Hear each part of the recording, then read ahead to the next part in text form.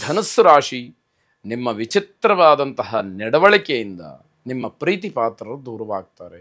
ಅವರ ಮನಸ್ಸಿಗೆ ಯಾವುದು ಸಮಾಧಾನವಾಗುತ್ತೋ ಅಂತಹ ಕೆಲಸಗಳನ್ನು ಮಾಡಿ ಆ ರೀತಿಯಲ್ಲಿ ನಡ್ಕೊಳ್ಳಿ.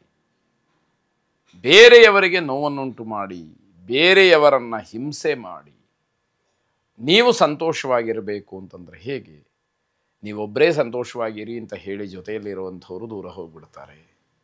ಇದು ಅದರ ಫಲ, ಪರಿಣಾಮ ಅಂತಕ್ಕಂಥದ್ದಾಗತ್ತೆ. ನಿಮ್ಮ ಮನಸ್ಥಿತಿಯನ್ನು ಅಗತ್ಯವಾಗಿ ಬದಲಾಯಿಸಿಕೊಂಡ್ರೆ ನಿಮಗೊಳ್ಳೆಯದು. ಬೇರೆ ಯಾರಿಗೂ ಅದರಿಂದ ಏನೂ ಉಪಯೋಗ ಇಲ್ಲ. ನಿಮಗೊಳ್ಳೆಯದಾಗಬೇಕು, ನೀವು ಚೆನ್ನಾಗಿರಬೇಕು, ನೀವು ಸಮಾಧಾನವಾಗಿರಬೇಕು, ನೀವು ಖುಷಿಯಾಗಿರಬೇಕು ಅನ್ನೋದಾದರೆ ನಿಮ್ಮ ಮನಸ್ಥಿತಿಯನ್ನು ಮೊದಲು ಬದಲಾವಣೆ ಮಾಡಿಕೊಳ್ಳಿ ಅಂತಕ್ಕಂಥದ್ದು. ಆದರೆ ವೈಯಕ್ತಿಕವಾದಂತಹ ಕೆಲವು ಸ್ವಭಾವ, ಸ್ವಾರ್ಥ ಬುದ್ಧಿ, ಇದರಿಂದ ನಿಮಗೆ ಅವಮಾನ ಹೆಚ್ಚಾಗ್ತಕ್ಕಂಥದ್ದಾಗುತ್ತೆ. ಇದು ಸರಿಯೇ ತಪ್ಪೇ ಅನ್ನುವಂತಹ ಒಂದು ವಿವೇಕ ನಿಮ್ಮಲ್ಲಿ ಜಾಗೃತವಾಗಬೇಕು ಅಂತಕ್ಕಂಥದ್ದು. ಎಲ್ಲಾದರೂ ಹೊರಗಡೆ ಹೋಗುವುದು ಅಂತ ಇದ್ದರೆ ರಾತ್ರಿಯ ಒಳಗಡೆ ಅಲ್ಲಿಗೆ ತಲುಪಿ, ಇಲ್ಲ ಪ್ರಯಾಣವನ್ನು ಮುಂದಿನ ದಿನಕ್ಕೆ ಮುಂದೂಡ್ತಕ್ಕಂತಹದ್ದು ಬಹಳ ಒಳ್ಳೆಯದಾಗಿರುತ್ತೆ. ರಾತ್ರಿಯ ಪ್ರಯಾಣದಿಂದ ನಿಮಗೆ ವಿಚಿತ್ರವಾದಂತಹ ಆಪತ್ತುಗಳು, ತೊಂದರೆಗಳು ಕಾಣಬಹುದು ಅನ್ನುವಂಥದ್ದು. ನವಗ್ರಹರನ್ನು ಪ್ರಾರ್ಥನೆ ಮಾಡಿ, ನಮಃ ಸೂರ್ಯಾಯ ಚಂದ್ರಾಯ ಮಂಗಲಾಯ ಬುಧಾಯ ಚ ಗುರು ಶುಕ್ರ ಶನಿಭ್ಯಶ್ಚ ರಾಹವೇ ಕೇತವೇ ನಮಃ. ಅರಿಷ್ಟಾನಿ ಪ್ರಣಶ್ಯಂತು ದುರಿತಾನಿ ಭಯಾನಿ ಚ ಶಾಂತಿರಸ್ತು ಶುಭಂ ಮೇಸ್ತು ಗ್ರಹಾಃ ಕುರುವಂತು ಮಂಗಳಂ ಎಂಬತಕ್ಕಂತಹ 2 ಶ್ಲೋಕವನ್ನು 9 ಬಾರಿ ಹೇಳಿಕೊಳ್ಳಿ. ಶುಭವಾಗಿ. ಮಕರ ರಾಶಿ, ನಿಮ್ಮ ಅಧಿಕಾರ, ನಿಮ್ಮ ಹಕ್ಕು, ನಿಮ್ಮಲ್ಲಿರತಕ್ಕಂತಹ ಶಕ್ತಿ, ಸಾಮರ್ಥ್ಯ ಎಲ್ಲವನ್ನ ಸಮರ್ಪಕವಾಗಿ ಸರಿಯಾದಂತಹ ಕೆಲಸಕ್ಕೆ ವಿನಿಯೋಗ ಮಾಡಿಕೊಳ್ಳಿ ಅಂತಕ್ಕಂಥದ್ದು.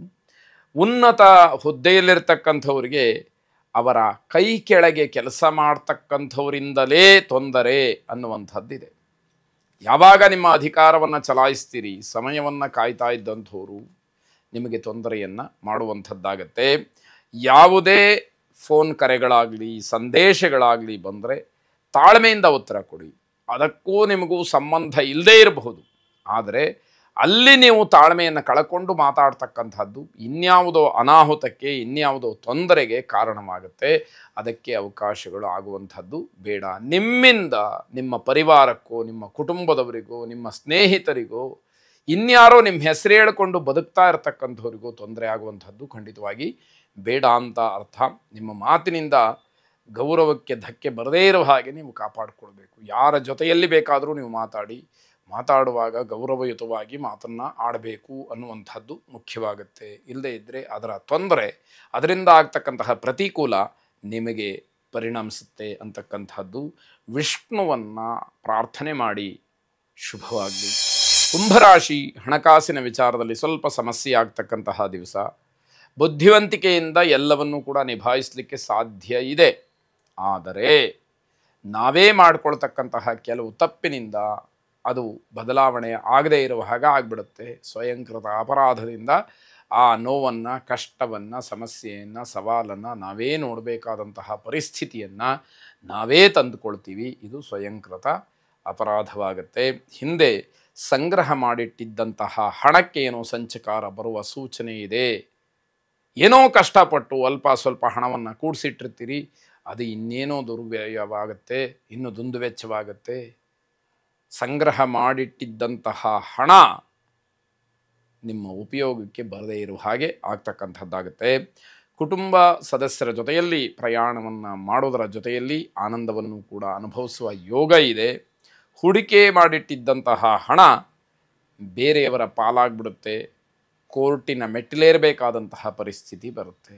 ಎಲ್ಲೋ ಯಾವುದೋ ಜಾಹೀರಾತನ್ನು ನೋಡಿ, ಯಾವುದೋ ವ್ಯಕ್ತಿಯ ಬೆಳವಣಿಗೆಯನ್ನು ನೋಡಿ ನಾನೂ ಕೂಡ ಹೀಗಾಗಬಹುದು ಅಂತೇಳಿ ಅಲ್ಪ ಸ್ವಲ್ಪ ಹಣವನ್ನು ಸಂಗ್ರಹ ಮಾಡಿ ಹೂಡಿಕೆ ಮಾಡಿರ್ತೀರಿ. ಕೊನೆಗೆ ಫಲ ಕೊಡ್ತಕ್ಕಂತಹ ಸಮಯದಲ್ಲಿ ಆ ಹಣವೇ ಬೇರೆಯವರ ಪಾಲಾಗ್ಬಿಡುತ್ತೆ. ಅದಕ್ಕೋಸ್ಕರವಾಗಿ, ನಿಮ್ಮ ಹಣಕ್ಕೋಸ್ಕರವಾಗಿ ನೀವು ಕೋರ್ಟ್ ಮೆಟ್ಟಿಲನ್ನ ಏರಬೇಕಾದಂತಹ ಪರಿಸ್ಥಿತಿ ಬರುತ್ತೆ. ಗ್ರಹಚಾರ ಚೆನ್ನಾಗಿಲ್ಲದೆ ಇದ್ದಾಗ ಈ ರೀತಿದೆಲ್ಲ ಸಂಭವಿಸ್ತಕ್ಕಂಥದ್ದು ಸಹಜವಾಗಿರುತ್ತೆ. ಆದ್ದರಿಂದ ವಿವೇಕ ಶೂನ್ಯರಾಗಿ ನಾವು ವರ್ತನೆ ಮಾಡ್ತಕ್ಕಂಥದ್ದನ್ನು ದೂರ ಮಾಡಬೇಕು. ವಿವೇಕ ಸಹಿತವಾಗಿ ನಾವು ಕೆಲಸವನ್ನು ಮಾಡಬೇಕಾದಂಥದ್ದು. ಧಾನ್ಯಲಕ್ಷ್ಮಿಯನ್ನು ಹಾಗೂ ಧನಲಕ್ಷ್ಮಿಯನ್ನು ವಿಶೇಷವಾಗಿ ಪ್ರಾರ್ಥನೆ ಮಾಡಿ ಶುಭವಾದ. ಕೊನೆಯದಾಗಿ ಮೀನರಾಶಿ, ಗಂಡ ಹೆಂಡತಿಯರ ಇಬ್ಬರ ನಕ್ಷತ್ರವೂ ಕೂಡ ಒಂದೇ ಆಗಿದ್ದು ಮೀನರಾಶಿಯೇ ಆಗಿದ್ದರೆ ಅಂಥವರಲ್ಲಿ ಏನೋ ಒಂದು ಕಾದಾಟ ಈ ದಿವಸ ಇರುತ್ತೆ. ಅದು ತುಂಬ ದೊಡ್ಡ ಕೆಟ್ಟ ಪರಿಣಾಮವನ್ನು ಬೀರ್ತಕ್ಕಂತಹದ್ದಾಗುತ್ತೆ.